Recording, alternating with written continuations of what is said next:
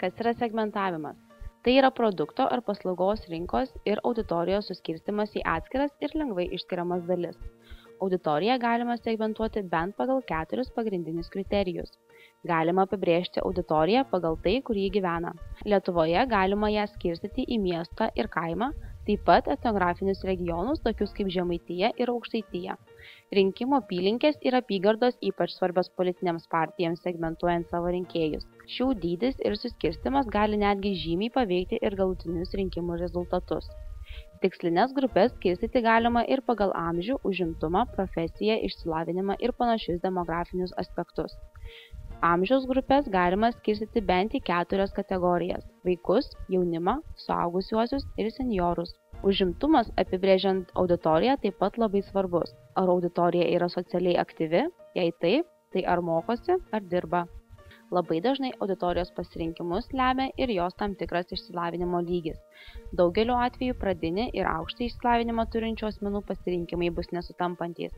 Vienas svarbiausių segmentavimo elementų – lytiškumas.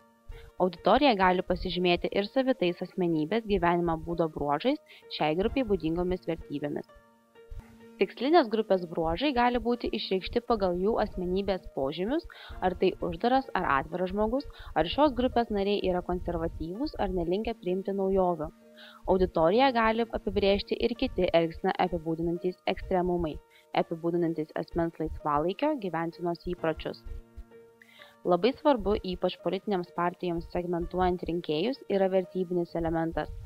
Kokios auditorijos religinės, politinės pažiūros, kokie moraliniai prioritetai.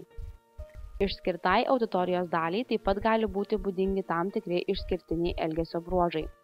Elgsena labai plati ir atvira segmentavimo sritis, tačiau nemažiau reikšminga. Tam tikrais atvejais visa paslaugos ar produkto auditorija gali pasižymėti aiškiai identifikuojamų elgesio bruožų, pavyzdžiui, nebijantys prisijimti rizikos. Kodėl reikia segmentuoti? Potencialios auditorijos dalys labai skiriasi, taigi tai, kas tinka atkreipti vienų dėmesį, kitų gali likti visiškai nepastebėta. Svarbu pažinti svarbiausius vartotojus ir tik tada galima lengvai juos pasiekti.